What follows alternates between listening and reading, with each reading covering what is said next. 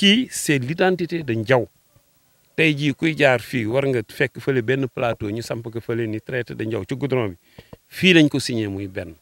nit ñi dañ fiy jàdd di ko xool di laaj ñu leen di expliquer mu nekk identité dëkk bi parce que l'histoire est au début et à la fin de tout développement suñ ko deful woon rek léew yi dina nax saay parce que dem nañu ba commencé di ko dëkk ndànk-ndànk donc xëy na mag ñi newoon na seen méba defuñu ko ñoom dem nañu ba def ko tey dañ leen ciy sant dafay magnifier d'abord ce traité de Ndiaw qui est un traité extrêmement important parce que importance am tey jii moom moo déterminer la colonisation agricole bi nga xam ni moom la ñu am au niveau du Sénégal au niveau de l'Afrique parce que dem nañ ba benn jamono lépp li nga xam ne moom la ñu waroon gëstu war ci taxaw ñu war ko fee bay wala war ko def ay stratégie yi nga xam ne dafa war jëm ci wàllu mbay ak gëstu fii lañ ko defee moo taxit service yu bare fii la ñu juddoo boo gisee lu mel na SAED fii la juddoo depuis SDRS ak Hortal boo jëlee lu mel na ISRA fii la juddoo ak IRAP boo jëlee lu mel na Africa Rice fii la juddoo ak ADRAO service semencier boo jëlee aussi lu mel na DPV direction de la protection des végétaux ci traité bi la juddoo te yooyu yëpp c'est des structures nationales yi nga xam ni dañ ko yóbbu ci dëkk bi yëpp ci biir Sénégal pour ñu mën a développer def le développement agricole mais en dehors de ça aussi c'est des produits yi nga xam ni fii lañ ko testé pour dem au niveau de l'Afrique de l'Ouest donc lépp li nga xam ne tey ci la ñuy bay ci wàllu wuteen ci wàllu gatta ci wàllu ceeb ci wàllu indigo ci wàllu ainsi de suite yooyu yëpp c'est à partir de ce traité de Ndiaw donc le traité de Ndiaw a donné le visage a donné l'orientation agricole bi nga xam ni moom la ñu soxla pour le développement de cette ville mu nekk un premier départ war nañu visiter les sites historiques fii le site du traité de Ndiaw war nañu visiter le site du Baron Roger war nañu visiter ndate yàlla bi mu meree ba gàddu ay tëneem daggoog Faidherbe ba fu mu ko sànnee mi ngi fii war nañu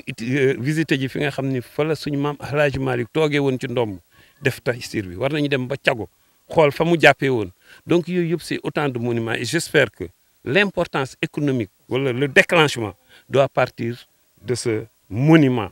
que fépp fu nekk ci ñun ñu am fa un site historique ñu war fa def lu mel nii nit ñi di ko visiter nga dem Saint-Louis dem Rufisque dem Dakar kenn ku ci ne ñi ngi def ay représentativité ci seen ay sites historiques nit ñi di ko xool di ko fàttaliku xale yi ku ci ñëw toog fii daa xam ne lii c'est le butin de guerre ci seen ay maam. donc traité de Ndiaw nekk traité bi nga xamante ne tey jii le 8 mai bi passé la am 206 ans donc kon kooku noonu donc histoire bu yàgg la donc loolu mooy sabab li moo tax tey ñu teew fi donc pour def la pause première pierre traité de Ndiaw bi nga xamante ne tey moo permettre tey Richard Toll doon Richard Toll tey moo permettre tey la CSS ñëw fi permettre tey yenn entreprise yi fi ñëw yëpp tey bu du woon traité bi tey duñ fi ñëw ba am accès aux terres ba man fi bay parce que tey gëm nañu monument fii nañ ko def xëy na tey Julien Smels bi nga xamante ne moo ko signé woon tey nekkut fi ma ay sëtam tey mën na dox ba ñëw fi donc loolu bu nu mën a imagine lan la mën a jural waxuma la sax quartier bi Ndiaw mais Richard Toll lan la mën a jural Richard Toll si côté partenaire donc gëm nañ ni aussi dana nekk site bi nga xamante ni touristes yi bu ñu fi ñëwee comme nu ñu ñëwee di visiter la folie du Ballon Rongé donc tey dinañ fi ñëw parce que lii yamul si monument rek suñu paree dañ koy def musée mais xëy na loolu ñëwagun fa tey pose première pierre bi nañu toll mais gëm nañ ni fii ak 5 ans si kanam dana nekk site bi nga xamante ni fu nekk waaye dana jóge fu nekk si àddina bi pour mën a ñëw di ko visiter donc économiquement tamit dina am lu mu dugal si mairie bi donc pourquoi pas tamit dina am lu mu jur tamit si quartier bi parce que tey quartier am na lu bëri yi nga xamante ne tey war na ko mën a def te peut-être que xëy na ñi fi nekk ñi mënuñu ko def xëy na amuñu doole mais tey ak ñii bu ñu fi ñëwee tey gëm na ne mën na jur partenariat entre la population ak ñoom ba ëllëg ay xew lu bëri mën fi ñëw. waaw bu ñu xoolee plan bi si biir kii bi sax dañu si gis am na espace bi nga xamante ne dañ koy genre espace vert la si biir rajo moom mooy wër monument bi dañ fay def ay bancs yi nga xamante ni kat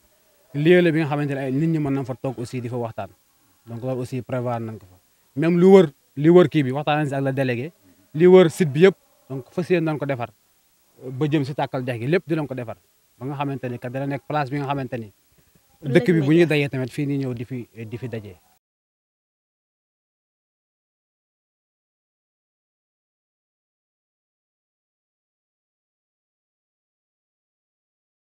Le monument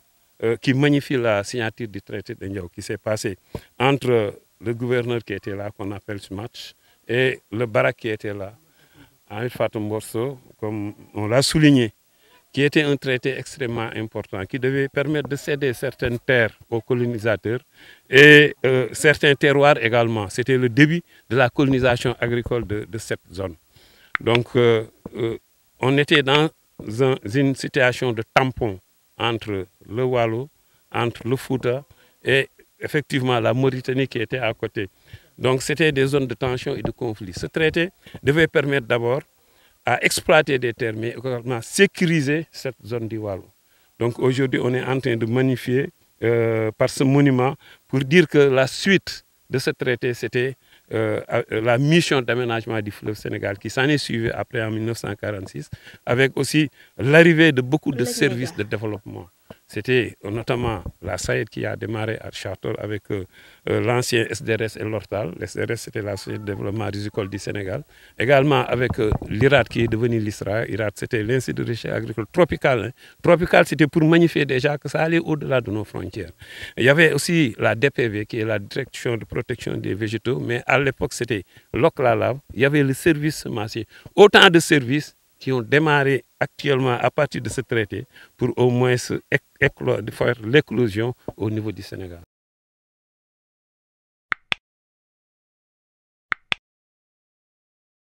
Audio Jungle.